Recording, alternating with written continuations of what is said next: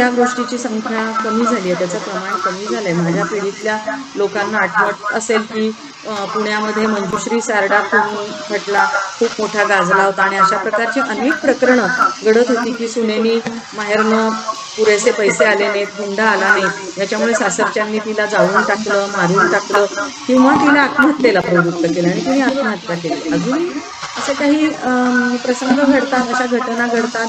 पेपरमध्ये आपल्याला अशा बऱ्याच बातम्या वाचायलाही मिळत असतात. पण ह्याच्या पलीकडे कौटुंबिक अत्याचारात काय काय असू शकतं आणि त्या समस्येचं निराकरण करणं ही का समस्या आहे, हे मी आज तुम्हाला एखाद दुसऱ्या उदाहरणावरून सांगणार आहे. कौटुंबिक अत्याचारामध्ये होणारे अत्याचार तर खूप प्रकारचे आहेतच. म्हणजे मारहाण करणं असेल किंवा उपाशी ठेवणं, डांबून ठेवणं, चटके देणं असेल किंवा माहेरच्यांशी संपर्कच ठेवू न देणं, बाहेरच जाऊ न देणं, किंवा खर्चाला 1 रुपया सुद्धा न देणं, असे असंख्य प्रकारचे शिवीगाळ करणं, म्हणजे मानसिक आणि शारीरिक अनेक प्रकारचे अत्याचार अनेक ठिकाणी कुटुंबांमध्ये होत असतात. ते काही केवळ नवरा किंवा सासरच्याच लोकांकडनं विवाहित स्त्रीवर होतात असं नाही. कित्येकदा अविवाहित स्त्रीला तिच्या आई-वडिलांकडून, तिच्या भावंडांकडून किंवा कित्येकदा आईला मुलांकडून असे सुद्धा अत्याचार झालेल्या केसेस आमच्याकडे आलेल्या आहेत.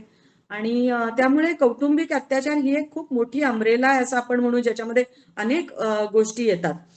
मला सांगायचा भाग असा आहे की यातनं महिला सहजासहजी बाहेर का पडू शकत नाहीत, विशेषतः विवाहित महिला ह्याच्यातनं बाहेर सहजासहजी का पडू शकत नाहीत.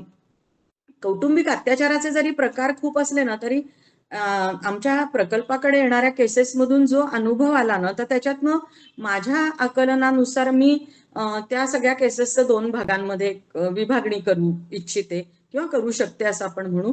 एक म्हणजे जसं वैद्यकीय प्रश्न जे असतात, मेडिकल प्रॉब्लेम्स असतात, त्याच्यामध्ये ॲक्यूट आणि क्रॉनिक असे 2 प्रकार असतात की एकदम अचानक उद्भवलेला एखादा आजार असतो एखाद्या परिस्थितीमुळे आणि त्याची एकदम सिम्पटम्स दिसायला लागतात आणि त्याच्यावर तातडीने उपचार केला जाऊ शकतो आणि उपचारानंतर तो आजार बऱ्यापैकी कंट्रोलमध्ये येऊ शकतो, बरा होऊ शकतो. तर तो ॲक्यूट प्रकारचा आजार झाला.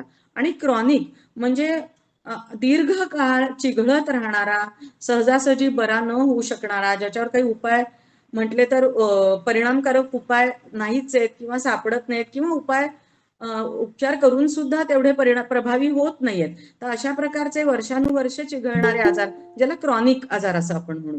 मला असं वाटतं कौटुंबिक अत्याचाराच्या किंवा डोमेस्टिक व्हायलन्सच्या आम्ही आमच्याकडे केस आली की डीव्हीची केस असं सोप्या शब्दात त्याला म्हणतो. तर या डीव्हीच्या केसेसमध्ये अशा क्रॉनिक केसेस ज्या असतात ना, तर त्यांचं निराकरण करणं हे आम्हाला जास्ती अवघड वाटतं आणि ती मोठी समस्या आहे असं मला वाटतं.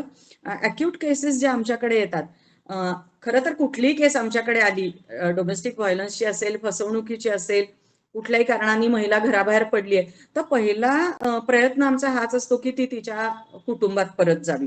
कुटुंबातल्या लोकांचं आणि तिचं एकत्रितपणे समुपदेशन करून त्या प्रत्येकाला त्यांच्या त्यांच्या मनातले काही ग्रह असतील ते दूर करून, हे एखाद दुसऱ्या वाक्यात मी आता इथे सांगते वेळेच्या अभावामुळे, पण हे काही तासांचे समुपदेशनाचे सेशन्स होतात, कित्येक होतात, रिपीटेडली होतात आणि त्याच्यानंतर काय होईना शक्यतोवर ती आपापल्या कुटुंबात परत जावी आणि तिची समस्या निदान त्याची तीव्रता तरी कमी व्हावी, या दृष्टीने आमचे सगळे प्रयत्न असतात.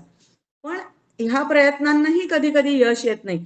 आज मी तुम्हाला सांगते की सक्सेस स्टोरीज सांगण्यापेक्षा त्याच्यातला अवघडपणा काय आहे तो मला जास्ती करून सांगायचा आहे समस्या सांगताना.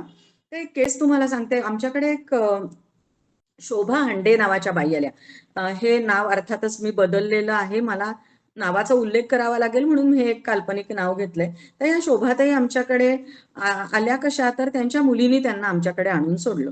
साधारण 50-52 वर्षाच्या या बाई आणि त्यांची मुलगी, तरुण मुलगी जी पोस्ट ग्रॅज्युएट शिक्षण घेत होती, MBA करत होती, त्या मुलीने त्यांना आमच्याकडे आणलं आणि म्हणाली की माझे वडील भयंकर आईलाच नाही आम्हालाही त्रास देतात, अत्यंत संतापी आहेत, मारहाण करतात आणि आता आईला हे सहन करणं अतिशय अशक्य झालेलं आहे. मलाही ते शक्य नाहीये. माझ्यावरही वडिलांचे तेच मारहाणीचे प्रकार होत असतात. तर मी आणि आई दोघी घराबाहेर पडलोय आणि मी एका हॉस्टेलमध्ये ऍडमिशन घेतलेली आहे. मला पार्ट टाइम जॉब आहे आणि मी MBA करणार आहे.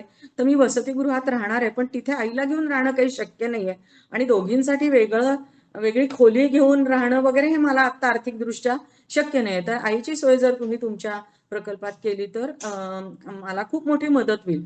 तर आम्ही अर्थातच म्हणजे आम्ही मदतीला तत्परच असतो. त्याप्रमाणे आम्ही त्यांना तातडीने प्रवेश दिला आमच्या इथे आणि त्या आमच्याकडे राहायला लागल्या निवासी लाभार्थी म्हणून. मुलगी तिच्या वसतिगृहात गेली. आता ह्या ज्या बाई होत्या त्या आमच्या पहिल्या प्रयत्नानुसार आम्ही थोड्या दिवसांत त्यांची नीट विचारपूस केली. लग्नाला 27 वर्ष झालेली होती त्यांच्या. त्यांना एक मुलगा आणि एक मुलगी होती. मुलगा इंजिनियर होऊन तो जॉब करत होता. तो वडिलांबरोबरच राहत होता आणि आता आई आणि मुलगी सहन न होऊन घराबाहेर पडल्या होत्या. आता अशा परिस्थितीमध्ये आम्ही त्यांना विचारलं की मग आता तुमचा पुढचा विचार काय आहे. तर त्यांना काहीच क्लॅरिटी नव्हती आणि आम्हाला एक लक्षात आलं त्या सतत म्हणजे अशा दुःखात काळजीतच आहेत. आम्ही त्यांच्या मुलाशी आणि नवऱ्याशी संपर्क केला, त्यांना बोलवून घेतलं, त्यांचं समुपदेशन केलं आणि त्यांनी लगेचच असं की नाही आता आमच्याकडून पुन्हा अशी गोष्ट माझ्या हातून होणार नाही त्यांच्या पतींनी सांगितलं आणि आम्हालाही बऱ्यापैकी खात्री आली आणि शोभाताईंनाही त्यांच्याबरोबर घरी जावंसं वाटलं. तशा त्या घरी परत गेल्या. काही महिन्यांनी पुन्हा एकदा त्यांचा फोन आला की मला पुन्हा आता भयानक मारहाण झालेली आहे. आता आम्हाला हा प्रश्न होता की मुलगा एवढा तरुण घरात आहे तरी सुद्धा तो काही मध्ये पडत नाहीये का किंवा वडिलांना तो रोखू शकत नाहीये का. तर अशा अनेक गुंतागुंतींचे प्रश्न या समस्यांमध्ये कायमच असतात. मग परत त्या आमच्याकडे आल्या. आम्ही अर्थातच याच म्हणतो कुठल्याही महिलेला आणि त्यांच्या अंगावर भयंकर मारहाणीच्या खुणा होत्या हातापायांवर. तर मग म्हटलं आता मात्र यावेळेला इतकं साधेपणाने आपण घ्यायचं नाही. तर ज्या काय प्रोसिजर्स असतात त्याच्याप्रमाणे एक ससून हॉस्पिटलमध्ये जाऊन खरंच या महिलेला ही मारहाण झालेली आहे, इतर कुठल्या साधं पडण्या झडण्याने तिला काही लागलेलं नाहीये याच्यासाठीचं एक सर्टिफिकेट मिळतं तिथल्या डॉक्टरांनी तपासून त्यांना देता येतं तसं आम्ही मिळवलं आणि आम्ही म्हटलं की महिला आयोगाकडे आपण एक तक्रार देऊया. तर आणि मग त्याच्यानंतर एक FIR केली की मग आपल्याला पुढे काय ऍक्शन घ्यायची असते ती सोपी होते. तर आता मात्र जेव्हा कायदेशीर प्रक्रिया काहीतरी होणार आहे म्हटल्यानंतर पुन्हा त्या शोभाताईंनी कच खाल्ली. त्या म्हणल्या नाही नाही मी अशी कुठेही तक्रार करायला वगैरे काही येणार नाही. तुम्ही आपलं मला संस्थेमध्ये ठेवून घ्या आणि तिथे मी शांतपणाने राहीन. चांगल्या धडधाकट दिसायला अतिशय छान असणाऱ्या या शोभाताई आमच्याकडे राहायला लागल्या पण त्या सततच दुःखात होत्या आणि आमच्या एक लक्षात आलं की त्यांचा जो दुःखी चेहरा असायचा ना तो खरं म्हणजे त्यांना जो काय त्रास झालाय त्यांना त्यांच्यावर जे अत्याचार झाले त्याच्यामुळे होणाऱ्या दुःखापेक्षा घरातनं बाहेर राहावं लागतंय, संस्थेत राहावं लागतंय, पुन्हा घरी मात्र जायला मिळत नाहीये, घरची आठवण येते, मुलाची आठवण येते, अशा सगळ्या गोष्टींमुळे त्यांना ते दुःख होत होतं आणि त्यामुळे पुन्हा त्या मला आता घरची आठवण येते, मी इथे नाही राहू शकत आहे, मी घरी जाते परत असं म्हणून पुन्हा एकदा आम्ही त्यांच्या नवऱ्याकडनं हमी घेतली की पुन्हा काही असे प्रसंग होणार नाहीत. त्या घरी गेल्या. त्यानंतर तिसऱ्यांदा पुन्हा एकदा त्यांचा जेव्हा फोन आला, परत मध्ये काही दिवस बरे गेले होते. आमचा फॉलोअप चालू असतो, की काही तुम्हाला त्रास होत नाही ना? तर नाही म्हणल्या, सगळं ठीक चाललंय. आणि मग तिसऱ्यांदा जो फोन आला, तो मात्र अतिशय भयंकर प्रकार घडलेला होता आणि त्या म्हणल्या, ताबडतोब तुम्ही मला इथे मदतीला या, कारण मला माझ्या नवऱ्यानी मारत घराबाहेर काढले. माझ्या अंगावर धड कपडे पण नाहीयेत. त्यांनी कुणाच्या तरी फोनवरून तो फोन आम्हाला लावला होता आणि आमची टीम त्यांना रेस्क्यू करायला त्या ठिकाणी पोलिसांना घेऊन गेली आणि त्यांना आम्ही आणलं. अक्षरशः म्हणजे अर्धवट विवस्त्र अवस्थेमध्ये मारत त्यांना घराबाहेर काढलं होतं. आता ही जी स्त्री होती किंवा ही जी महिला आहे ही अतिशय चांगल्या घरातली एका चांगल्या घरात म्हणजे अगदी फार मोठा बंगला नाही पण स्वतंत्र ज्यांचं घर होतं, आर्थिकदृष्ट्या चांगले संपन्न होते, अशा घरात राहणारी महिला होती. आता ह्यानंतर आता मात्र आम्ही त्यांना म्हटलं की ह्याला काही अर्थच नाही, असंच्या असं आता आपण पहिली FIR नोंदवायची म्हणून FIR नोंदवली आणि यापुढे आम्हीच तुम्हाला सांगतो पुन्हा त्या माणसाच्या नादी लागायचं नाही, पुन्हा त्या घरात जायचं नाही. मुलं त्यांची त्यांच्या पायावर उभी आहेत, मुलांची तुम्हाला काळजी नाहीये. तर तुम्ही आता तुमच्या पुनर्वसनाचा आपण काहीतरी विचार करू. पण तुम्हाला आश्चर्य वाटेल ऐकायला, पुन्हा काही दिवसांनी त्या म्हणल्या की नाही मी घरीच जाते. आता हे असं का असतं? इतका त्रास ज्यांना होतोय, म्हणजे मी ह्या अशाच समस्या आपल्या समोर मांडते की जिथे आता जगणं अशक्य आहे, सहन करणं अशक्य आहे, मला जीव द्यावासा वाटतोय, अशी परिस्थिती आल्यानंतर ही महिला आमच्याकडे आलेली असते आणि त्यानंतर पुन्हा तिला घरीच जावंसं वाटतं. तर ही गोष्ट अशी असते की ह्या महिलांना ना त्या सुखसोयींची सवय झालेली असते घरातल्या. म्हणजे खूप अगदी खूप एक्स्ट्रॉर्डिनरी सुखसोयी असंही नाही, पण आपल्या घरात आपण एक चांगलं छान जगत असतो, बघायला टीव्ही असतो.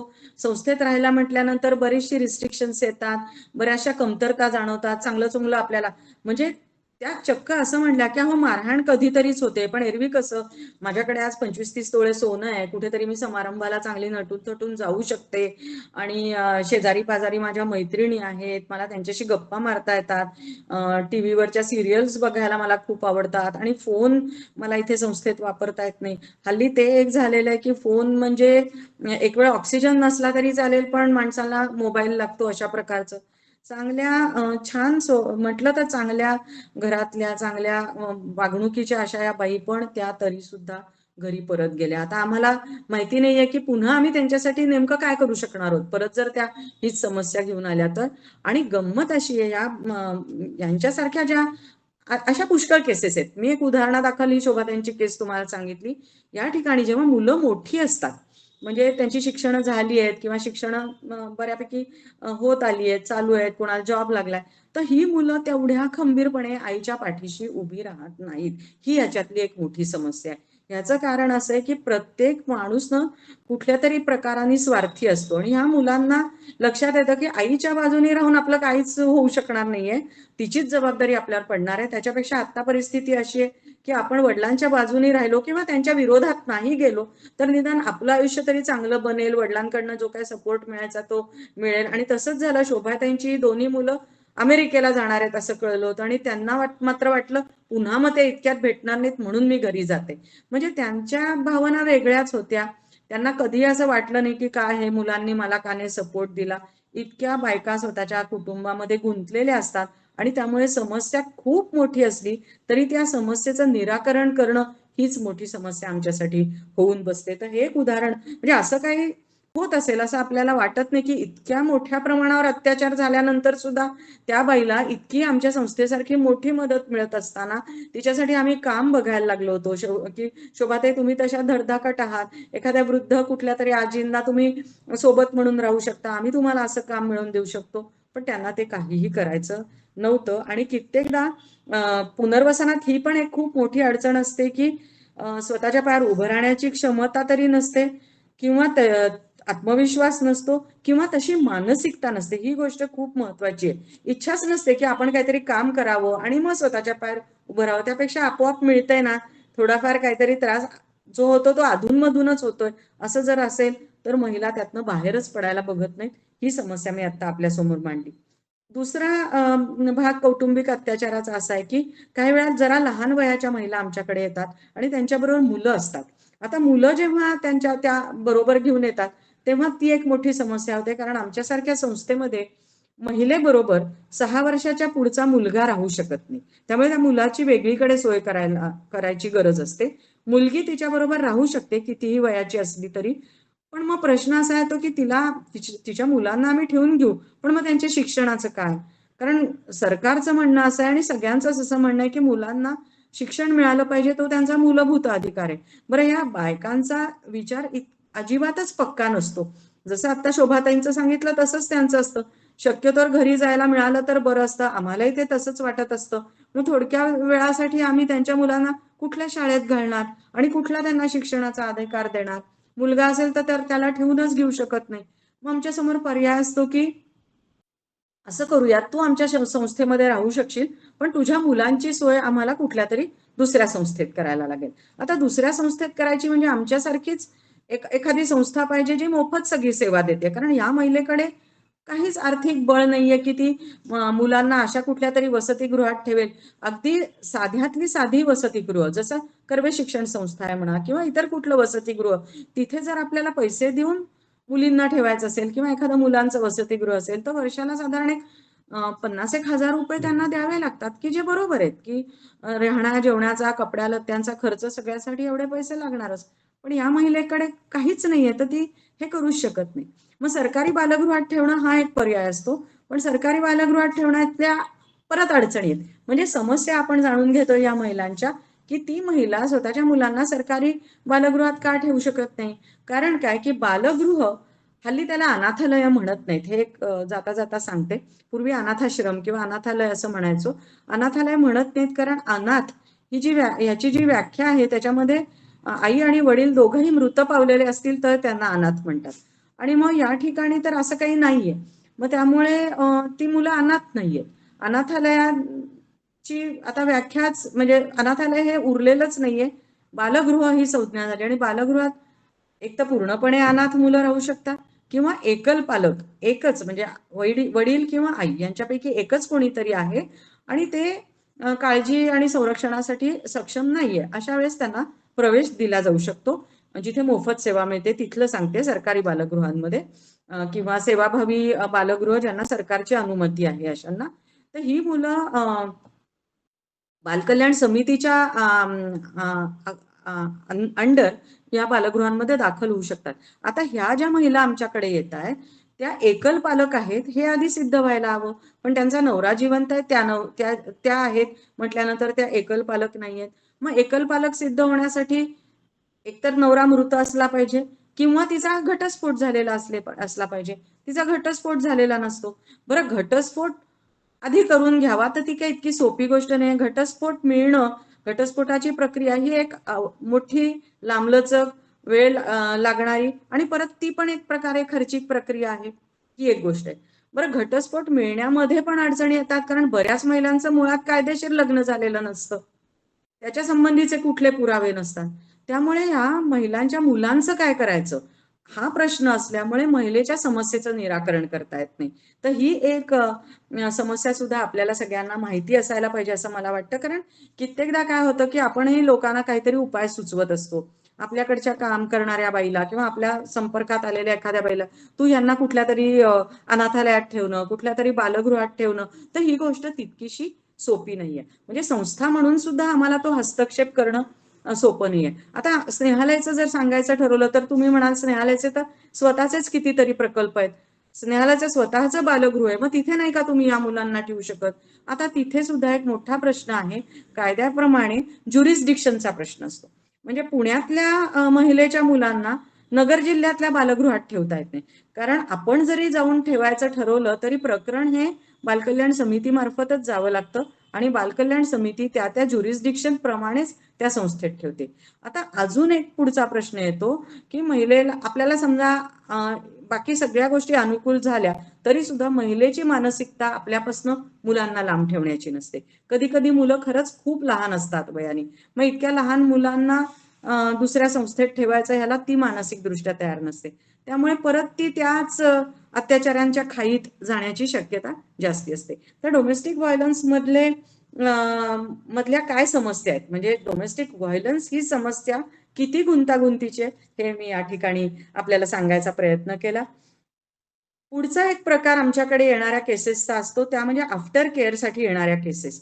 आफ्टर केअरसाठीच्या केसेस हा एक आपल्यासारख्यांना फारशी न जाणवलेली किंवा आपल्यापर्यंत न पोचलेली अशी समस्या आहे. ती अशी की ज्या मुली बालगृहात वाढतात लहानपणापासून, मी म्हटलं तसं की एकतर पूर्णपणे अनाथ असतील किंवा एकल पालक असेल किंवा कधी कधी ट्रॅफिकिंग मधनं किंवा लालबत्ती भागातनं रेस्क्यू केलेल्या मुली असतात. तर अशा सगळ्या मुली या बालगृहांमध्ये लहानाच्या मोठ्या होतात. कधी कधी लांबचे कोणी नातेवाईक, आजी म्हणा, काका काकू म्हणा, मामा मामी यांनी त्यांना दाखल केलेलं असतं. कारण त्यांचे जर आई वडील नसतील तर नातेवाईक काही त्यांची तशी पूर्णपणे जबाबदारी आर्थिकदृष्ट्या पण घेऊ शकत नाहीत किंवा अदरवाईज घेऊ शकत नाहीत. तर या ज्या मुली लहानाच्या मोठ्या बालगृहांमध्ये होतात. आता बालगृहांना नियम असा आहे सरकारचा की 18 वर्षापर्यंतच ते या मुलांना ठेवू शकतात, मुलगा असो किंवा मुलगी असो. मग 18 वर्षानंतर बाहेर पडणारी ही मुलं असोत मुली असोत हे एकदम अचानक कुठे जाणार, तसे ते लहानच असतात वयाने. म्हणून त्यांना आफ्टर केअर याच्यासाठी आमच्यासारख्या संस्थांमध्ये पाठवलं जातं. म्हणजे मुलगी असेल तर ती 18 पूर्ण झालेली मुलगी आमच्या संस्थेत येते. आमच्या संस्थेला 18 पूर्ण झालेल्याच मुलीला किंवा महिलेला प्रवेश आम्ही देऊ शकतो कायद्यानुसार. तर ह्या मुली आमच्याकडे बालकल्याण समिती मार्फत येतात. म्हणजे ही सगळी कायदेशीर प्रक्रिया की आता 18 पूर्ण झाली आहे, बालगृहात वाढली आहे, आता तिची फाईल आमच्यासारख्या संस्थेत येते.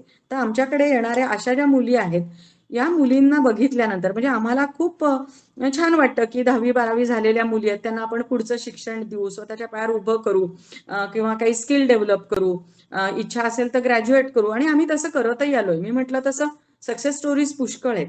पण अडचणी काय आहेत ते मला आज सांगायचंय. तर आता ह्या ज्या बालगृहात वाढलेल्या मुली असतात ना, त्यांचा भावनिक विकास खूप कमी झालेला असतो.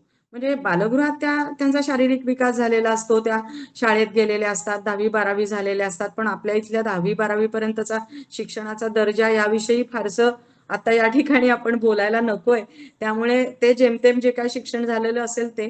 पण एक जगाचं भान येणं किंवा काय योग्य आहे, काय अयोग्य आहे, आपल्या भल्याचं काय आहे, असं काय आम्ही खूप किती म्हटलं की तुम्हाला या ठिकाणी सुरक्षित आश्रय मिळाला. पण सुरक्षित आश्रय म्हणजे काय? सुरक्षित नसणं म्हणजे काय? या कशाचंही त्यांना काहीही आकलन नसतं. आणि ह्याचं मुख्य कारण त्यांचा भावनिक विकास झालेला नसतो. माणसाच्या विकासामध्ये असे टप्पे सांगितले जातात की जन्माला आल्यानंतर मुलाचा पहिला टप्पा जो असतो तो मेंदूचा विकास हा रेप्टाईल ब्रेन तयार होतो. म्हणजे ज्याला फक्त भूक लागली की त्याविषयी व्यक्त करणं की आपल्याला भूक लागली आणि त्या दृष्टीने अन्न मिळवण्यासाठी प्रयत्न करणं. त्यानंतर आपल्याला जो काय जगण्यासाठी संघर्ष करावा लागतो त्यासाठी भांडाभांडी करणं. आणि तिसरी गोष्ट म्हणजे मोठं झाल्यानंतर प्रजननासाठी ज्या गोष्टी आवश्यक आहेत त्या करणं. ह्या 3 इन्स्टिंक्ट ज्या सगळ्या प्राणीमात्रांमध्ये असतात त्या या मुलींमध्ये असतात. पण भावनिक विकास न झाल्यामुळे भावनिक विकासाचा पुढचा टप्पा जो आहे तो रेप्टाईल ब्रेनचा पुढचा आहे की इमोशनल डेव्हलपमेंट जर झाली तरच त्यांना चांगलं वाईट भलं बुरं हे कळायला लागतं आणि त्याच्या पुढे त्यांचा वैचारिक विकास होऊ शकतो. तर बऱ्याचशा ह्या केसेस सगळ्या रेप्टाईल ब्रेन या स्टेजमध्ये असल्यामुळे त्यांना चांगल्या आयुष्याची दिशा देणं ही अतिशय अवघड गोष्ट होते. आज जर विचाराल तर मोबाईल आणि सोशल मीडिया यांनी जे काय थैमान घातलंय त्याच्यामुळे या मुलींना बाकी काही कळलं नाही तरी त्यांना मोबाईल वापरायचं सगळ्यांनाच कळतं तसं त्यांनाही माहिती असतं. आणि आता इतकी वर्ष आपण बालगृहामध्ये डांबलेलोच होतो, आता पुन्हा या संस्थेत कशाला राहायचंय, कधी एकदा बाहेर जाऊ असं त्यांना वाटतं. आणि बाहेर जाणं तातडीने कोणाशी तरी त्यांचे संपर्क होतात, त्यांना कोणीतरी मित्र मिळतात, त्यांच्याबरोबर त्या कुठेतरी जायला बघतात. म्हणजे त्यांना चांगलं काही शिक्षण देऊ, त्यांना कॉलेजमध्ये घालू, त्यांना प्रशिक्षण देऊ, स्किल डेव्हलप करू, ह्या सगळ्या प्रयत्नांमध्ये ह्या नको त्या अडचणी, असंख्य आकर्षण त्यांना बाहेर दिसतात. सकाळी कॉलेजला म्हणून गेलेल्या मुली रात्रीपर्यंत परत येत नाहीत. मग नंतर कळतं की ती कुठेतरी मित्राबरोबरच गेली होती किंवा कुठेतरी जाऊन ती स्वतःची रील्स काढत बसली होती. तर ह्या अशा असंख्य समस्या या बालगृहात वाढलेल्या मुलींच्या आहेत. पण तरी सुद्धा खूप चांगल्या पद्धतीने आता अनुभवातनं आम्ही शिकलोय, आम्ही तज्ज्ञ लोकांचे सल्ले घेतो, मानसोपचार तज्ज्ञांचे, सायकोलॉजिस्टचे, काउन्सिलर्सचे आम्हाला त्यांची मदत होते यात. आणि मग त्यांना चांगल्या आयुष्याची दिशा देताना या मुलींचा खऱ्या अर्थाने पुनर्वसन होणार असतं की त्या वयातल्या मुलींची लग्न म्हणजे 20व्या वर्षी 22व्या वर्षापर्यंत त्यांचं लग्नाचं आम्ही बघतो. आणि स्नेहालय आणि स्नेहाधार या दृष्टीने अतिशय उत्तम काम करते. त्यांच्यासाठी चांगली मुलं बघायची, त्या स्थळाची आपण आपल्या मुलीसाठी स्थळाची चौकशी करतो तशी करायची. पण ह्यामध्ये पुढची एक अडचण या महिलाच आता म्हणजे 20-22 वर्षाच्या मुली म्हणजे अशी अडचण असते की त्यांना कुटुंबात न राहिल्यामुळे पुढे जाऊन लग्न झाल्यावर कुटुंबात राहायचं म्हणजे कसं राहायचं, कुटुंबातल्या व्यक्तींचा विचार कसा करायचा, कुटुंबातल्या व्यक्तींसाठी काय काय करावं लागतं, घरी पाहुणे आले तर काय बोलायचं असतं, घरातल्यांची देखभाल कशी करायची असते, घरातली आवरावरी कशी करायची असते, स्वयंपाकाचं नियोजन कसं करायचं असतं, या काहीही गोष्टी कळत नाहीत. असं आम्हाला मुलींची लग्न लावून दिल्यानंतर जो फीडबॅक त्यांच्या सासरहून मिळतो त्याच्यातनं कळलं. आणि आता आम्ही स्नेहाधारमध्ये त्यामुळे या दृष्टीने खूप प्रयत्न करतो की त्यांना छान स्वयंपाक आला पाहिजे म्हणून मुलींनाच रोजचा स्वयंपाक करायला सांगतो, टर्न बाय टर्न त्या करतात. आणि त्याचबरोबर लग्नासाठीचं सगळं ओरिएंटेशन जेव्हा आम्ही असं ठरवतो की आता या 1-2 मुली ज्या आहेत त्या लग्नासाठी आता उपवर मुली झालेल्या आहेत आणि आपण त्यांच्यासाठी शोधणार आहोत योग्य वर, तर तेव्हा आम्ही त्यांना बाकी सगळं ओरिएंटेशन देतो. पण ती एक मोठी समस्या या मुलींच्या बाबतीत असते. याच्यानंतरचा जो वर्ग आहे तो म्हणजे फसवणूक झालेल्या महिलांचा. आणि फसवणूक झालेल्या महिलांची खूप मोठी संख्या समाजात आहे. ह्या महिला शहरातल्याही असतात, मुली लहान मोठ्या वयाच्या मुली असतात. जर त्या 18 वर्षाच्या आतल्या असत्या तर त्या आमच्या संस्थेत येऊ शकत नाहीत.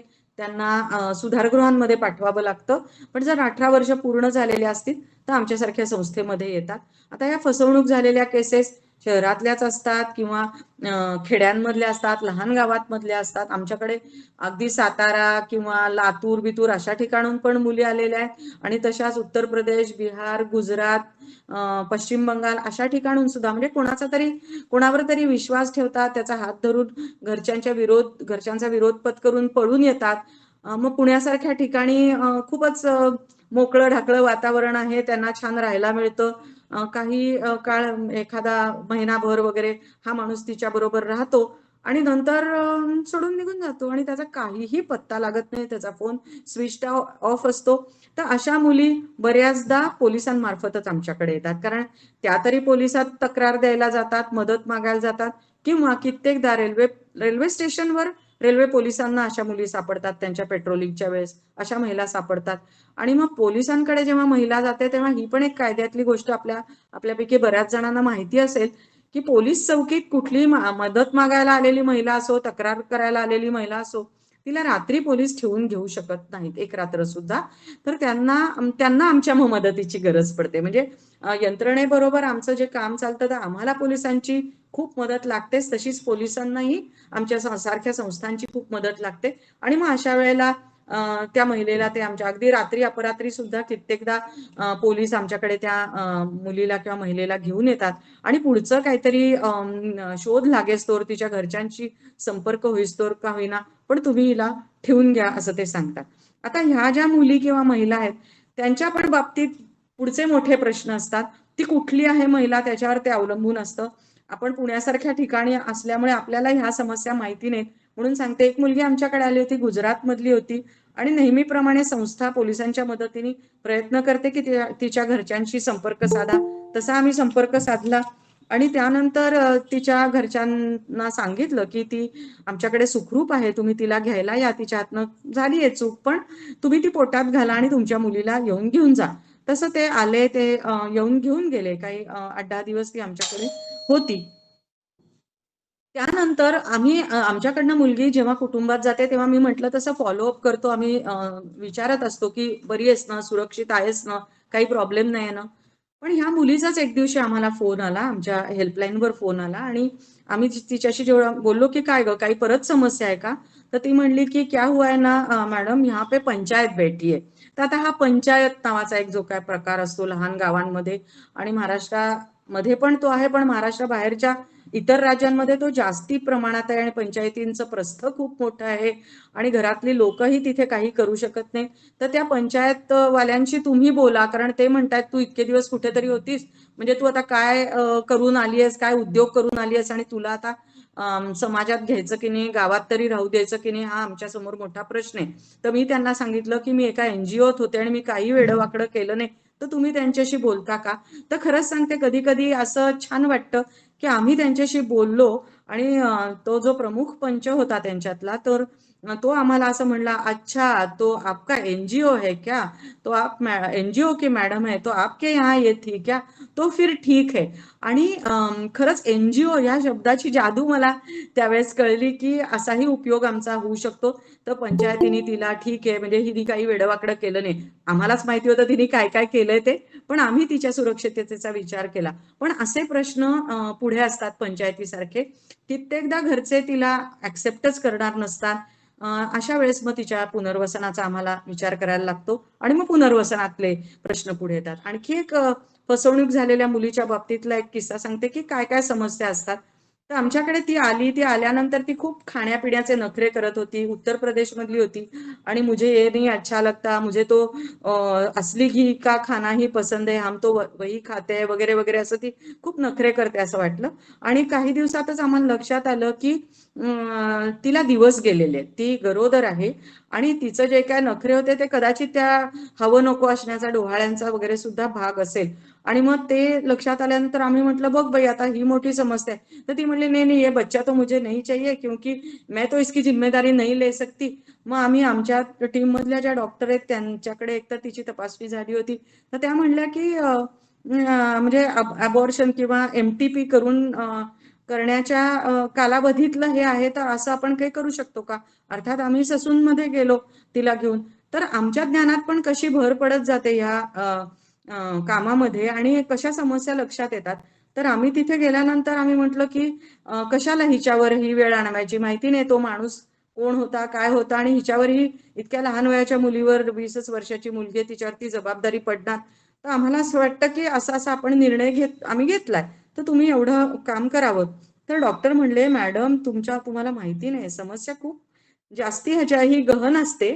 ती मुलगी किती म्हणत असली, तिची किती कन्सेंट असली, संमती असली या गोष्टीला, तरी आम्ही हे MTP किंवा अबॉर्शन करू शकत नाही. तुम्हाला माहिती नाही, ह्याच मुली जर त्यांचा उद्या कोणी नातेवाईक, घरचा माणूस, जेव्हा तुम्ही तर तिला घरच्यांशी संपर्क साधून देणार, शक्यतोवर घरी पाठवायचं म्हणताय, जेव्हा घरचे लोक येतील आणि त्यांना जर हे कळलं, तर ती सहजपणे असं सांगू शकते की ह्या लोकांनी माझ्यावर जबरदस्ती केली, नाही तर मला अजिबात असं काही अबॉर्शन किंवा टर्मिनेशन करून घ्यायचं नव्हतं, आणि अशा वेळेस तुम्ही खूप मोठ्या संकटात येता.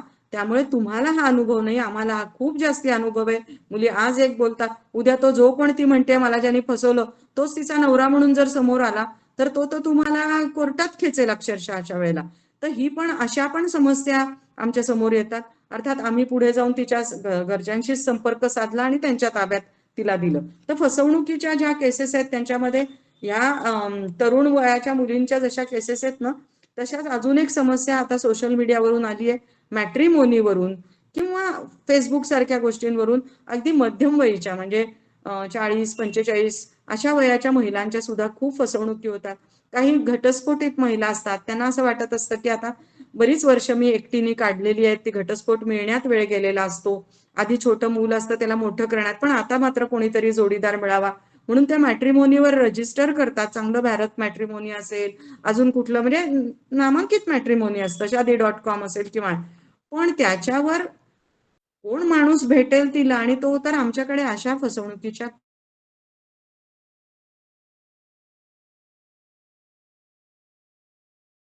महिला, सगळ्या स्वतःच्या पायावर उभ्या असणाऱ्या, चांगला जॉब करणाऱ्या अशा महिला सुद्धा आमच्याकडे आल्यात, IT प्रोफेशनल झाल्यात. पण माझी फसवणूक झाली आहे, कारण मला जो माणूस भेटला त्याचं मी लिंक्डइन प्रोफाईल बघितलं होतं, अमुक बघितलं होतं, तो एका मोठ्या कंपनीत चांगल्या मोठ्या पोस्टवर होता, पण तो काहीतरी तिच्या असहाय्यतेचा गैरफायदा घेतो आणि नंतर तो तिला काहीही रिस्पॉन्ड करत नाही. आणि केवळ एक प्रेमासाठी आसुसलेली किंवा खूप दिवस एकटी राहिलेली महिला, भावनिक दृष्ट्या कमकुवत झालेली, अशा समस्येला बळी पडते. आणि मग तिच्यासाठी अर्थातच आम्ही तिच्या पाठीशी पूर्णपणे उभे असतो. पण ह्या सुशिक्षित, उच्च शिक्षित, चांगल्या घरातल्या आणि स्वतःच्या पायावर उभ्या असणाऱ्या महिला असतात. म्हणजे केवळ आर्थिकदृष्ट्या सक्षम नसली तरच महिला संकटात असते असं पण नाहीये, हे मला याच्यातून सांगायचंय. अशा खूप केसेस आपण ऐकतो. लैंगिक अत्याचाराच्या केसेस बद्दल मी आता बोलणार नाही, कारण त्याच्यावर इतकं जास्ती आपण वाचतोय, ऐकतोय, बातम्यांमधनं बघतोय, तर तो एक परत मोठा विषय, मोठी समस्या, त्यात मी आता शिरत नाहीये. आपल्याला मी जे म्हटलं की ज्या समस्यांपर्यंत आपण कधी पोचू शकलेलो नसतो, अशा 1-2 समस्या सांगते आणि माझं बोलणं अर्थातच त्यानंतर थांबेल. तर एक म्हणजे आम्हाला जी एक खूप चांगली संधी मिळाली ती म्हणजे टाटा ट्रस्टनी 2017 मध्ये एक इनिशिएटिव्ह त्यांच्या हाती घेतला होता, आणि तो म्हणजे बंदी कल्याण आणि पुनर्वसन.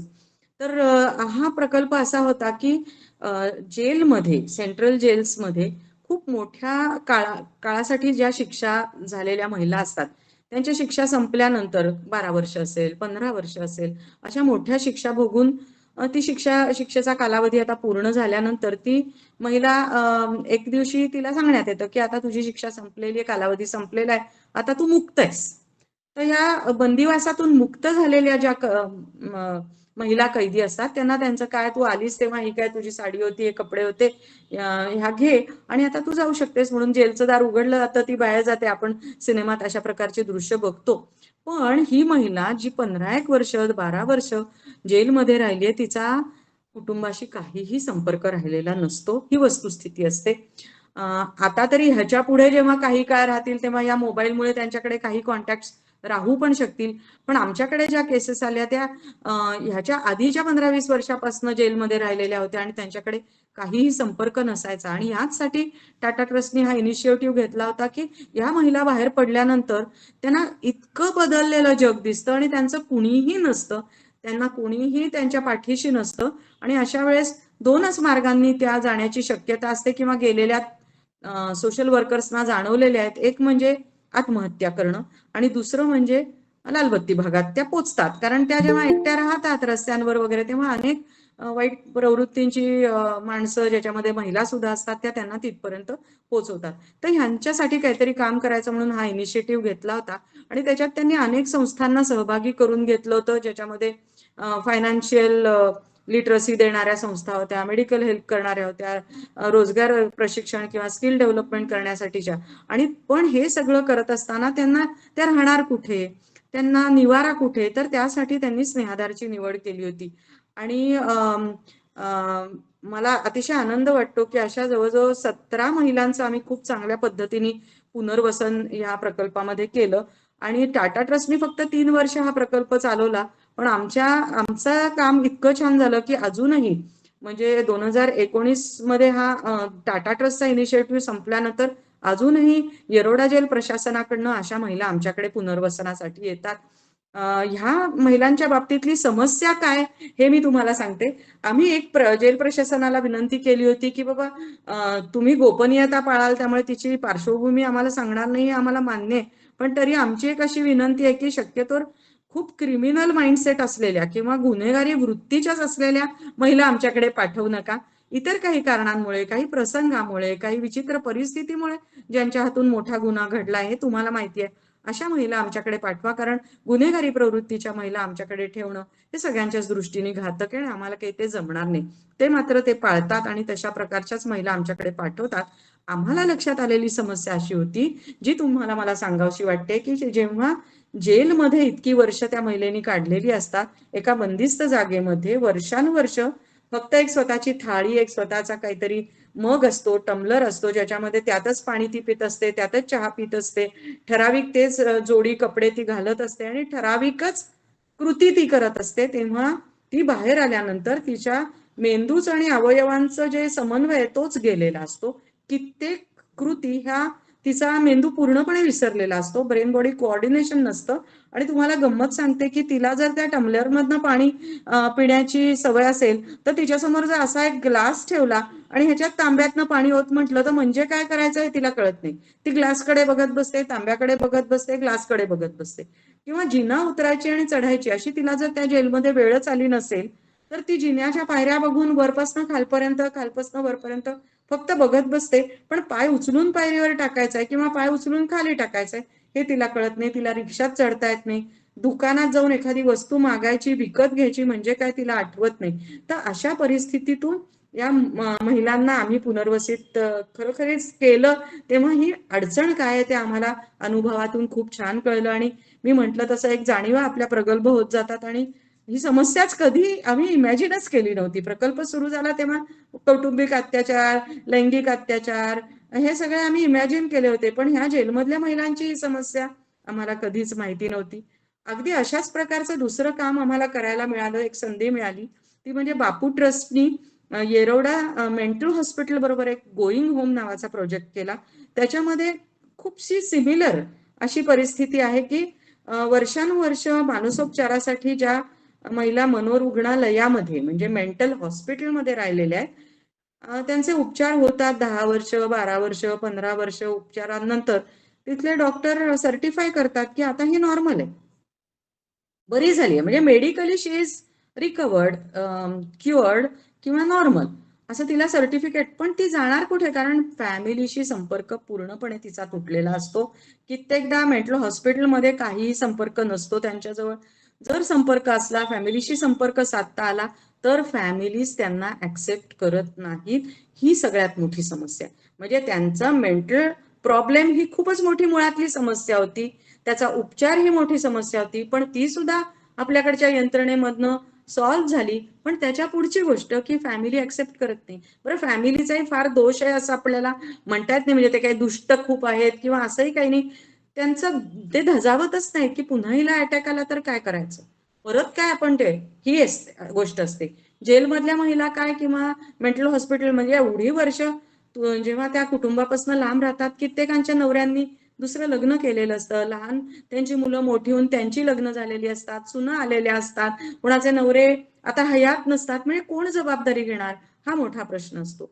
मेंटल हॉस्पिटलमधल्या महिलांच्या बाबतीत अजून एक प्रश्न असतो की थोड्याफार प्रमाणात अजूनही काही त्यांना औषधं चालू असतात आणि त्या आतापर्यंत घेतलेल्या उपचारांचा परिणाम म्हणून त्या थोड्याशा मंद झालेल्या असतात, त्यांच्या हालचालींमध्ये एक प्रकारची मंदपणा असतो, त्या तेवढ्या पटपट चटचट कामं करू शकत नाहीत आणि एक प्रकारची अजूनही थोडंसं ॲबनॉर्मल असल्याची झाक त्यांच्या चेहऱ्यावर वागणुकीवर पण असते आणि त्यामुळे ते फॅमिली त्यांना ऍक्सेप्ट करत नाही. तर अशा महिलांच्या पुनर्वसनाचं काम करताना परत त्यांना कसं माणसात आणायचं, त्यांच्यात कसा कॉन्फिडन्स, आमच्याकडे एक जण आता सुद्धा ती आमच्याकडे आहे आणि ती आम्हालाच आता एक खूप सपोर्ट झाली, इतकी ती नॉर्मल झाली आणि इतकं सुंदर काम करते जिची फॅमिली आम्हाला सापडूच शकली नाहीये अजूनपर्यंत. तर ती मुलगी आली तेव्हा तिला पायरी उतरता येत नव्हती, तिला स्वतःचे स्वतः कपडे, गंमत अशी आहे की मेंटल हॉस्पिटलमध्ये त्यांना असं सगळ्यांना एकत्र उभं करतात, कपडे काढून उभं करतात आणि होस पाईपनी त्यांच्यावर पाणी मारून त्यांची आंघोळ होते.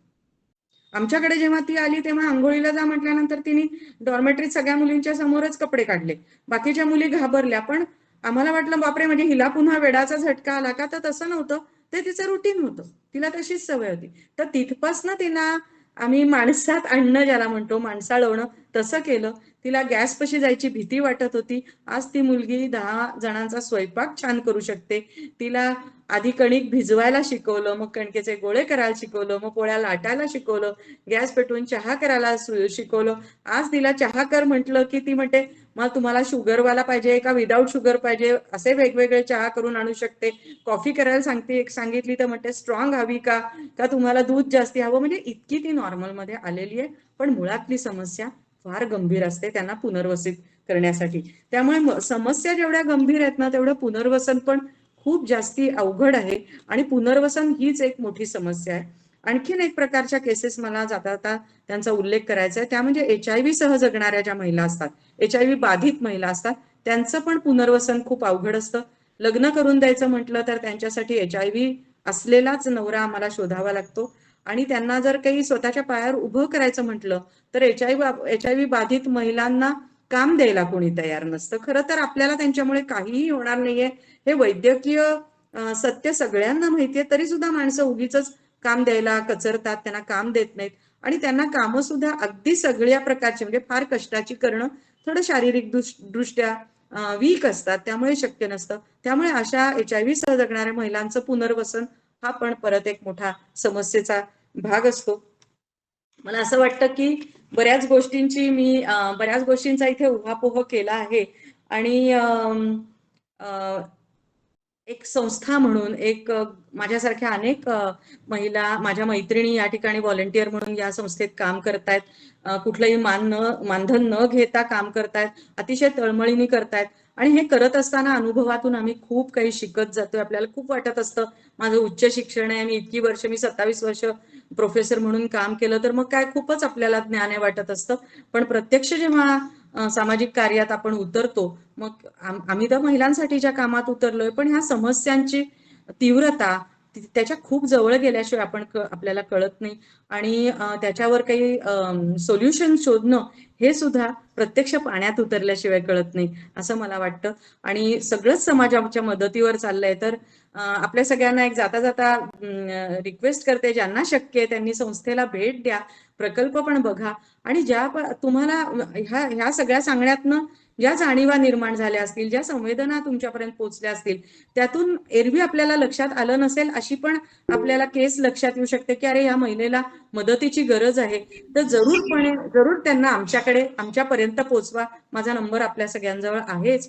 हेल्पलाईन नंबर आमचा 24 तासाचा आहे, 9011033011. मी हवं तर व्हॉट्सअप मार्फत तुमच्यापर्यंत हा नंबर पण पोहोचवीन. जितक्या जास्ती गरजू महिलांना आमची मदत होऊ शकेल तितकी होण्यासाठी आपण सहकार्य करावं. मला बोलायची संधी दिल्याबद्दल पुन्हा एकदा सर्व आठवले मंडळींना मी धन्यवाद देते. राजेंद्रजी, आपल्याला काही बोलायचं आहे ना? हो, मला विचारायचं आहे. बोला ना. हं. ताई नमस्कार. नमस्कार. मी डॉक्टर राजेंद्र प्रभाकर आठवले एका खेडेगावात राहतो जळगाव जिल्ह्यात. बर बर एक मी पण सामाजिक कार्य भरपूर करतो.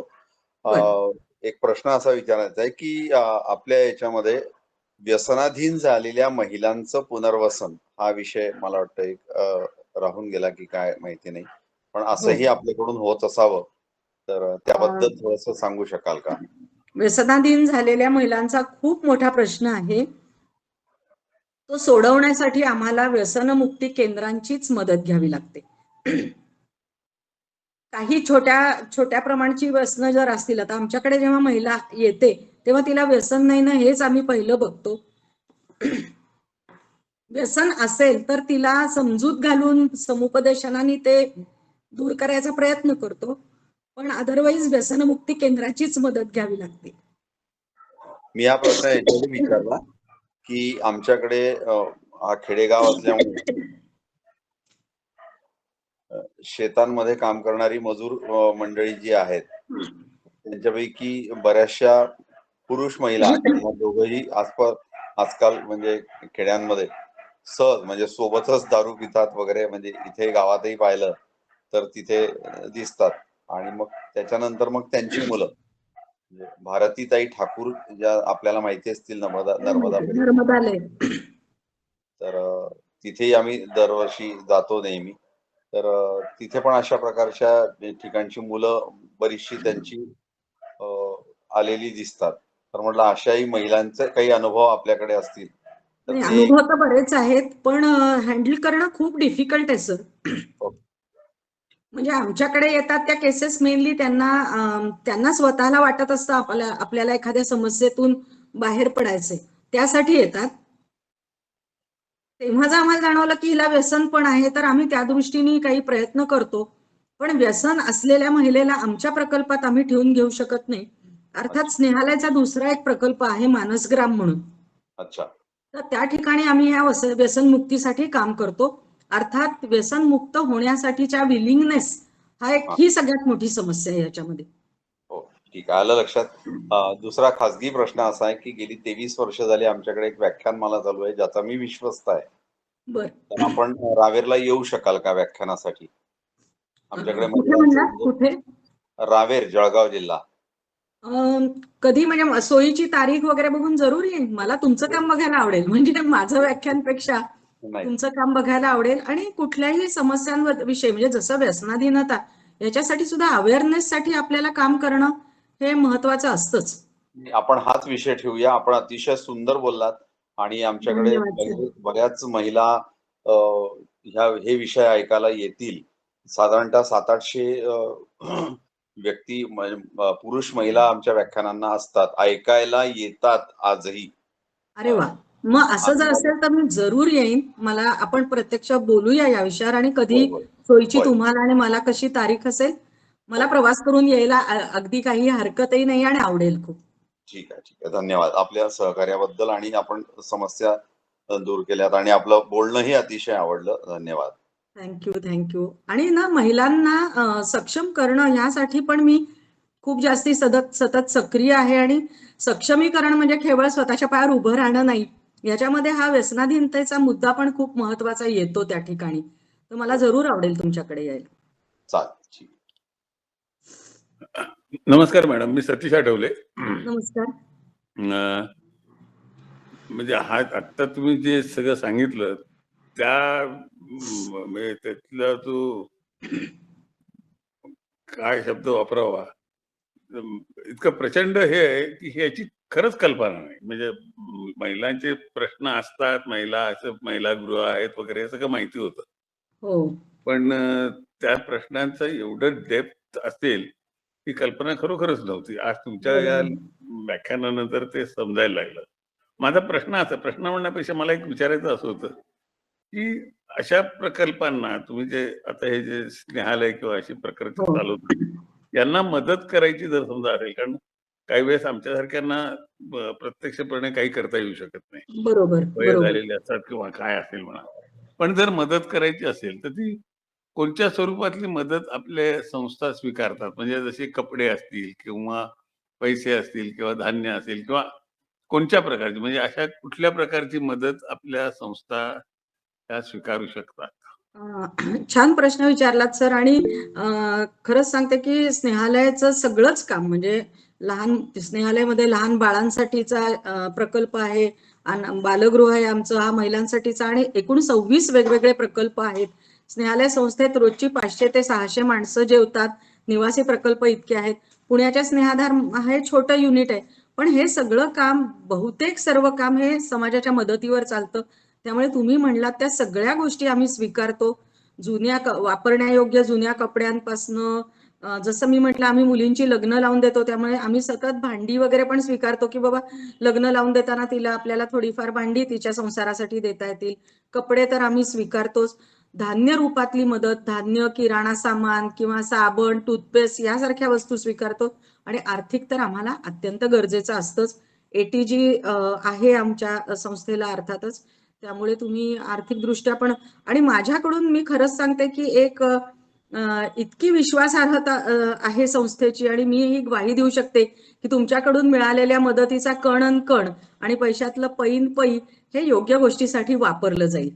त्यामुळे मला खूप म्हणजे धन्यवाद तुम्हाला द्यावेसे वाटतात की मदतीचा हात पुढे केल्याबद्दल. नाही, मला म्हणजे संस्थेने तुम्ही जी ग्वाही देत आहात, ते ग्वाहीचा हे नव्हता. कारण मी बऱ्याच ठिकाणी आता घरी वापरणारे आपण जे कपडे असतात, हो, ते आपण आता वापरत नाही. म्हणजे कपडे चांगले असतात, हो. पण नवीन घेतलेले गेलेले असतात. बरोबर. मग ते नाही, आम्ही जुने जे घेतो. असतात ते जुने झाले, ते आपण बाजूला वापरण्यायोग्य ठेवतो. कपडे मी घेतो माझ्या आम्ही. इथे माझ्या मिसेसचे माझे कपडे असे धुवून इस्त्री वगैरे करून ठेवलेले आहेत. पण कोणाला द्यावे? हो. हा एक फार मोठा प्रश्न आता आमच्या आता समोर येतो. ह्याच्या कारण बाबतीत कपड्यांचा किंवा वस्तूंचं कलेक्शन, हा जर पुण्यातले आपण असाल ना, तर आम्ही ते कलेक्ट करू शकतो. ते सोपं आहे. संस्था नगरची आहे. पण अदरवाईज आता आपल्या या ग्रुपमध्ये अनेक लांबची लोक असतील, तर त्यांच्याकडून वस्तुरूप घेणं आम्हाला नाही शक्य होऊ शकणार. हां. तर तिथे आम्ही आर्थिक मदत स्वीकारू. नाही, पण ज्या संस्थेमध्ये आता तुमची संस्था पुण्यामध्ये जिथे आहे, हा. त्या ठिकाणी आणून दिले तर ते स्वीकारले जातात ना? हो, हो. पुण्यात असेल तर आणून दिले तर नक्कीच स्वीकारले जातात. अगदीच कोणाला आणून देणं शक्य नसेल तर आम्ही येऊन सुद्धा कलेक्ट करतो. आणि तो तर प्रश्न असेल, पण म्हणजे माझ्यापुढे एक प्रश्न होता, कारण निवारा वगैरे सारख्या ठिकाणी आजकाल ते घेत नाहीत बरोबर आहे. कपडे. पण हां. निवाराची कसे आहे, वृद्धांसाठीच्या एकूणच गरजा खूप तशा कमी असतात. पण आमच्या संस्थेची गरज खूप मोठी आहे. त्यामुळे आम्ही स्वीकारतो. हो. Thank madam.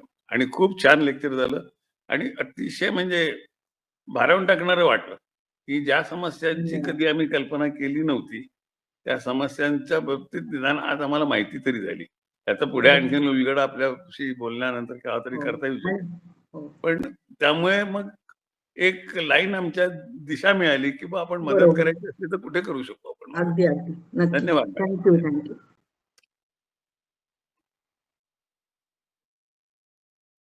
आणखी कोणाला काही विचारायचंय?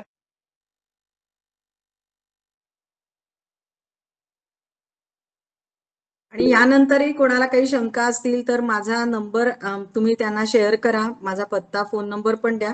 कधीही कोणी WhatsAppवर सुद्धा मला कुठली शंका विचारू शकाल किंवा काहीही. मला असंही सांगावसं वाटतं की आम्हाला ह्या आर्थिक वस्तुरूप मदतीबरोबर महिलांच्या किंवा मुलांच्या पुनर्वसनासाठी पण काही मदत झाली. कुठे स्किल डेव्हलपमेंटच्या काही शक्यता असतील, कुठे जॉब अपॉर्च्युनिटीज असतील, आपण आपलं ज्ञान, कौशल्य, अनुभव, संपर्क यासारखं काही आम्हाला दिलं तर आमच्यासाठी खूप मोठी मदत असणार आहे. नमस्कार, मी तेजस्विनी पंडित, पूर्व आश्रमीची तेजस्विनी आठवले. मला हाच नमस्कार. एक्झॅक्टली तुम्ही आत्ता जो मुद्दा काढला त्याच्याबद्दलच विचारायचं होतं, की आर्थिक आणि इतर पद्धतीने मदत तर नक्कीच करता येण्यासारखी असते. त्याच्याशिवाय जे काही आम्ही आत्ता शिकलोय किंवा जे आम्ही आत्ता करतोय, नक्की त्यातनं ना. जर आम्ही काही तिथे म्हणजे येऊन काही मदत करू शकलो अगदी, किंवा अगदी. कोणाला काही देऊ शकलो तर तेही आवडेल. म्हणजे तुम्हाला खरं सांगू का की तुम्ही नुसतं आलात, तिथे मुलींची गप्पा मारल्यात, इथपासून ते एखादा कोणी आता आपल्यापैकी कोणी गाणी म्हणत असतील, कोणी काही तुमचे काही छंद असतील, तर तिथे एखादं सादरीकरण करून त्यांना मनोरंजनाची सुद्धा गरज असते. आणि बाहेरची माणसं जेव्हा येतात भेटायला, तेव्हा थोडा त्यांच्या रोजच्या कंटाळवाण्या जीवनातून थोडा उत्साह येतो. दर महिन्याला मी त्यांच्यासाठी काही प्रोग्राम्स ऑर्गनाईज करते किंवा काही कलाकौशल्याच्या गोष्टी तुम्ही येऊन कागदाची फुलं आहेत म्हणा किंवा काही ड्रॉइंग मधल्या कला आहेत, असं त्यांना शिकवू शकता. आपण असं सगळं ऑर्गनाईज करतो. नाही, नक्कीच. म्हणजे जेव्हा केव्हा पुण्याला येण्याचं पॉसिबल होईल, मी नक्की आपल्याला कॉन्टॅक्ट करीन. जे काही अगदी आमच्याकडनं येऊन थोडाफार हातभार लावता येण्यासारखं जरूर, असेल, तो जरूर. जरूर अगदी, करायला अगदी. आवडेल. आणि होतोच, त्याची मदत होतेच आम्हाला.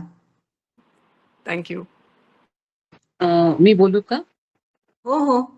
नमस्कार. मी डॉक्टर अरुणा टिळक, ठाण्यामध्ये असते मी. आणि बरं. जे तुम्ही आता सांगितलं की तुमच्या संस्थेद्वारे काम केलं जातं, तर ठाण्यामध्ये पण जीवन संवर्धन संस्था आहे हो, आणि हो. तिथे पण हे सेम अशाच मुलींसाठी आम्ही काम करतो. आणि तुम्ही जे बरं. सांगितलं ते अनुभव आम्हाला अगदी अगदी येतात, की ह्या हां. मुली आपल्याशी खरं बोलत नाहीत. म्हणजे अगदी. एकीला एक सांगतील, दुसरं सांगतील हो. आणि त्यांचे प्रॉब्लेम्स आणखीनच वेगळे असतात. अगदी बरोबर, अगदी बरोबर. आणि म्हणजे कधीच त्यां- आपल्याला खरी कथा कळत नाही. रोज कधीच नाही. काहीतरी वेगळं कळत जातं. अगदी. आणि तुम्ही जे सांगितलं की सामाजिक म्हणजे त्यांचं आयक्यू लेव्हल जे असते ना, म्हणजे तुम्ही सांगितलं ते मला इतकं प्रत्येक शब्द पटला, की त्या शाळेमध्ये 10वी पर्यंत जातात, 12वी ते कसे पास होतात, पण त्यांना बेसिक म्हणजे आता आम्ही जेव्हा त्यांच्या समस्या बघायला जातो किंवा आम्ही शिकवतो, हो. त्यांना काही वाचन सुद्धा येत नाही. म्हणजे त्यातल्या काही काही उत्तम असतात, काहींची नाही, पेंटिंग नाही, म्हणजे आमच्या अजिबात काही वाचता येत नाही, लिहिता येत नाही. आम्ही म्हणतो, काही अगं नाही. निदान तुला कुठे जायचं असेल तर बसवरचा नंबर आणि ती अगदी बस कुठे जाते एवढं तर अगदी कळायला हवं अगदी ना. अशी पण परिस्थिती असते. परिस्थिती आणि आणि म्हणायला ती 10वी झालेली असते मुलगी. बस बस आणि बेसिक इन्स्टिंक्ट म्हणाल तर तुम्ही घरी आल्या शाळेतनं की तोंड हं. धुणार, पावडर लावणार, हो, लिपस्टिक हो. लावणार, हे हो. एकदम पहिलं करणार. पण त्यांना अगदी, म्हटलं अगदी. अभ्यासाला ये, तर नाही. पण नाही. त्याच्यातल्या काही मुली अशा आहेत की त्यांनी संस्थेमध्ये राहून लग्न केलं, त्यांच्या हं. नवऱ्याला पण तिथे आणलं. हो ना. आणि काही मुली इतक्या चांगल्या आहेत की त्यांचे इंटरमिजिएट परीक्षेला त्यांनी बसल्या, त्याच्यात त्या छान मार्कांनी पास झाल्या. म्हणजे अशा आणि कमी ही आहेत. आपली समाधानाची गोष्ट असते त्या ठिकाणी. खूप म्हणजे जास्ती, खूप जास्ती. 10मध्ये 1 झाली किंवा 20मध्ये 1 होत. आपण म्हणजे what is the success rate हा आम्ही विचारच करत नाही. एक खरंय. सक्सेस स्टोरी ही आपल्यासाठी अत्यंत मोठा आनंद देणारी असते. अगदी, अगदी, अगदी 100% खरं आहे. आणि मग त्याच्यासाठी आम्ही काउन्सिलिंगच्या साठी जसं तुम्ही बोललात, की सायकियाट्रिस्ट आम्ही बोलवतो किंवा काय, तर आम्ही तसं करतो. हो ना? आता मी आयुर्वेदिक असल्यामुळे आम्ही आयुर्वेदिक औषधं देतो किंवा एक बरं, माझ्याबरोबर होमिओपॅथिक डॉक्टर आहेत. नंतर बरं. ठाण्यातल्या डॉक्टर शिलोत्री म्हणून आहेत वृंदावनमधल्या. बरं, तर बरं. त्या पण आमच्या कमिटी मेंबरवरती आहेत. म्हणजे मी बरेच कधी मोठे-मोठे ठाण्याला लोकं. आले तर तुमची नक्की भेट घेईन. मी जरूर, येत असते कारण जरूर, काही जरूर. नातेवाईक असल्यामुळे. अगदी 100% स्वप्नील आठवलंय तो माझ्या मामे बहिणीचा नवरा. त्यामुळे बरं, त्यांनी बरं. मला ही लिंक दिली. आपण अरे जरूर भेटूया. मला खूप आवडेल.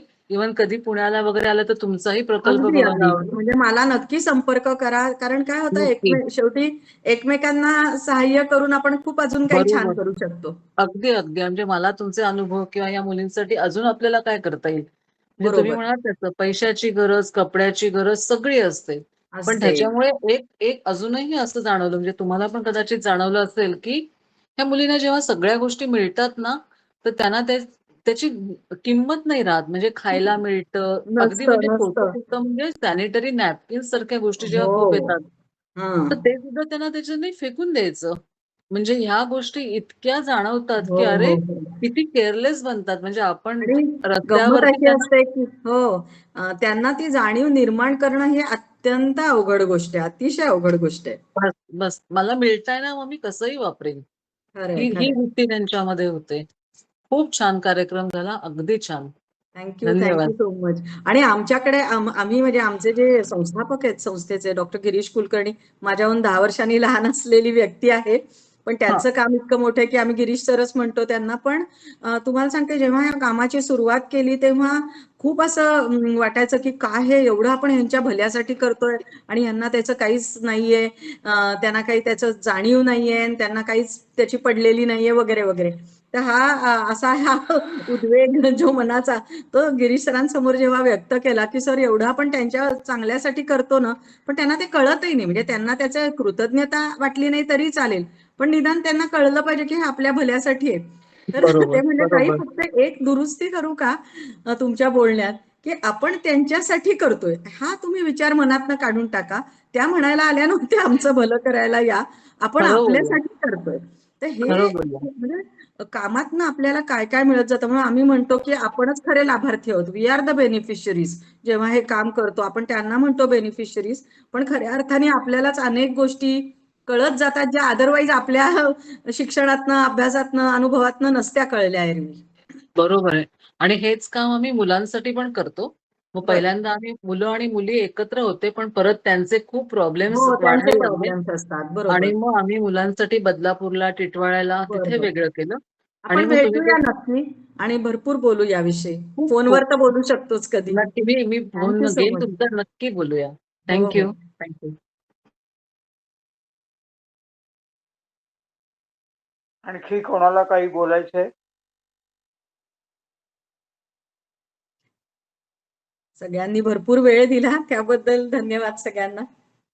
शुभांगी ताईंचा मोबाईल नंबर मी उद्या आपल्या सगळ्या ग्रुपवर टाकतोच. तसंच त्यांनाही विनंती करतो की कोणाला जर काही आर्थिक मदत करायची असेल तर त्याच्यासाठी त्यांनी स्नेहालयाचा अकाउंट नंबर आहे ते मी अकाउंट डिटेल्स कळवते तुम्हाला, तुमच्याकडे पाठवते. आणि आजच्या या कार्यक्रमातल्या सुद्धा काही प्रतिक्रिया मला दिसत होत्या, पण मला त्या माझ्या जवळ ठेवायला आवडतील, कारण तेवढ्या घाईघाईने वाचल्या जात नाहीत. तर त्यात सुद्धा काही कोणाचं काही विचारलेलं असेल किंवा बोलल्या गेलं असेल तर ते मला कळलं तर फार चांगलं होईल. खूपच छान माहिती दिली तुम्ही. बहुतेक कोणालाच एवढी माहिती नव्हती किंवा आमच्या ही आठवले माहिती फाउंडेशन तर्फे आम्ही जे काही कार्यक्रम करत असतो की करमणुकीचे कार्यक्रम असतात, कारण फक्त आमचा तो उद्देश असतो की लोकांनी आमच्या एकत्र यावं. अशा एखाद्या कार्यक्रमामध्ये आपण आपल्या इथल्या काही बायकांना बोलवून त्यांचे अनुभव किंवा त्यांना हे होणारे म्हणजे एक तर होणारा त्रास किंवा मिळणारे प्रयत्न याच्याविषयी त्यांना बोलायला सांगू शकू का? तसं नाही सर सांगता येणार, कारण लाभार्थींना ना फारसं तशा दृष्टीने लोकांसमोर यायचं नसतं. आणि काही गोष्टी त्या गोपनीयच राहण्याच्याही गरजा असतात. त्या तेवढ्या चांगल्या तशा मानसिकतेमध्ये नसतात की बाबा 4 लोकांना आम्हालाच सांगता सांगता त्या नाही सांगत म्हणजे सगळ्या गोष्टी. त्यामुळे कठीण आहे. फारच एखादी सक्सेस स्टोरी अशी असू शकते की जी स्वतःहून येऊन कसं मला ह्या संस्थेमुळे चांगलं झालं हे सांगू शकेल, पण कठीण आहे थोडंसं. थँक्यू. थँक्यू. शुभांगी ताईंबद्दल आणखीन थोडस सांगतो. त्या उत्तम लेखिका आहेत, उत्तम कवयित्री आहेत. त्यांनी ज्यांचं नाव सांगितलं जे स्नेहालयचे संस्थापक आहेत डॉक्टर गिरीश कुलकर्णी, त्यांच्यावर त्यांनी परिवर्तनाची पहाट नावाचं एक अतिशय सुंदर पुस्तक लिहिलंय. आणि मला नक्की माहित नाही पण बऱ्याच भाषांमध्ये त्याची भाषांतरं झाली आहेत. बरोबर आहे ना? बरोबर आहे. हो. किती एक भाषांमध्ये त्याचं स्नेहालयावरती फिटे अंधाराचे जाळे म्हणून एक पुस्तक निघालंय हम्म. सकाळ प्रकाशन तर्फे, स्नेहाधार के बरोबर. स्नेहालयवरती. बरोबर. असं मला आमच्या भाऊजीने सांगितलं. सकाळ प्रकाशन मध्ये काम करते की स्नेहालयावर पुस्तक. मेधा देशमुख भास्करन यांनी लिहिलेलं आहे बरोबर. त्यांनी मुळात इंग्लिशमध्ये लिहिलेलं पुस्तक आहे अप अगेन्स्ट डार्कनेस, आणि त्याचं मराठी भाषांतर झालेलं आहे. ते आता अगदी अलीकडे झालं. आणि माझं पुस्तक 2016 साली प्रकाशित झालंय, परिवर्तनाची पहाट, की ज्याच्यामध्ये स्नेहालयाचा सगळा प्रवास तर आहेच, पण एक कार्यकर्ता कसा असतो, कार्यकर्ता कसा घडतो, आणि कार्यकर्ता म्हणून काम करायचं असेल तर काय काय करणं आवश्यक आहे, आणि हे कसं टीमवर्क असतं, टीमवर्क कशा प्रकाराने पुढे जातं, अशा अनेक गोष्टींना स्पर्श करणारं परिवर्तनाची पहाट हे पुस्तक 2016 साली माझं प्रकाशित झालं, ज्याच्या 6 आवृत्त्या निघाल्यात. आणि आनंदाची गोष्ट म्हणजे त्याला साहित्याचे 2 पुरस्कार मिळाले, जे माझ्यासाठी फार धक्कादायक गोष्ट होती, कारण मायक्रोबायोलॉजी करत असताना मी कधीही मराठीत काही लिहीन वगैरे असं वाटलंही नव्हतं. लायब्ररीमध्ये आपली पुस्तकं अवेलेबल असतील बऱ्याच लायब्ररीजमध्ये आहे सुद्धा. तर त्याचे डिटेल्स मिळाले तर मी आमच्या लायब्ररीत चौकशी करतो. हो, चालेल चालेल, जरूर. आणि नसेल तर मी तुम्हाला देईन तुमच्या लायब्ररीत ठेवायला. Okay, thank you madam, thank you.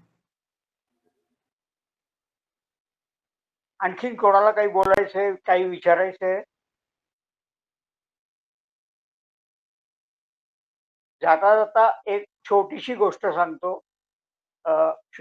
शुभांगीताईंचे mister हे डॉक्टर आहेत, डॉक्टर विनय कोपरकर. अत्यंत उद्योगी, अत्यंत धडपड्या आणि अत्यंत यशस्वी असा हा माणूस स्नेहालय या संस्थेचं एक वेगळ्या प्रकारचं काम करतो. कधीतरी त्यांनाही आपण बोलवूया. ते सुपर 40 या नावाने झोपडपट्टीतल्या मुलांना काय म्हणू त्याचं ग्रूमिंग करतं. म्हणजे त्यांना, ज्या मुलांना काहीही माहीत नाही जगाची, ज्या मुलांनी कधी टीव्ही बघितलेला नाही बाहेर, अशा मुलांना शिकवून त्यांना प्रगल्भता त्याच्यात आणून त्यांना चांगल्या कामाला लावायचं काम ते सध्या करतायत. ते पण फार ऐकण्यासारखं आहे. त्यामुळे आपण कधीतरी त्यांनाही एकदा विनंती करूया की तुम्ही इथे या आणि आम्हाला तुमचं हे कशा प्रकारे तुम्ही डेव्हलप करताय हे सांगा. दाम्पत्य दोन्ही सामाजिक जीवनामध्ये घडलेलं आहे. त्याचबरोबर अत्यंत हुशार आहेत. आणि काय बोलू आता मी, मला काय जास्त काही बोलता येत नाही. नाही, फार नका सांगू. तुमचा आमच्यावरचा लोभ हा हे सगळं बोलतोय. नाही ठीक आहे, जे आहे ते सांगितले, जी वस्तुस्थिती आहे ती सांगितली. शुभांगीताई या माझ्या नातेवाईक आहेत. म्हणजे माझ्या पत्नीच्या वहिनी, सख्ख्या भावाची बायको. तर त्यामुळे त्यांचा परिचय मला खूप चांगल्यापैकी आहे आणि त्यांच्याविषयी खूप माहिती आहे. आज आपल्याकडे ते आपल्या विनंतीला मान देऊन इथे आले आणि अतिशय छान त्यांच्या कामाबद्दल, जे आपल्याला कधीच माहीत नव्हतं, अशा गोष्टी सांगितल्या. खूप खूप धन्यवाद तुम्हाला. Thank you so much. 10 वाजून 20 मिनिटं झालेत. मला वाटतं आता कोणाला काही जर अधिक काही शंका नसतील तर आपण शुभरात्री म्हणून कन्क्लूड करूया. सर्वांना दिवाळीच्या पण शुभेच्छा. दिवाळी आलीच आहे तोंडावर. तुम्हाला पण शुभेच्छा आणि धन्यवाद. सगळ्यांतर्फे धन्यवाद. Thank you so much. Thank you. Thank you. ठीक आहे. उद्या आम्हाला फक्त डिटेल पाठवा. हो, पाठवते. अकाउंट. हो हो, चालेल. थँक्यू. शुभरात्री. शुभरात्री. धन्यवाद. धन्यवाद.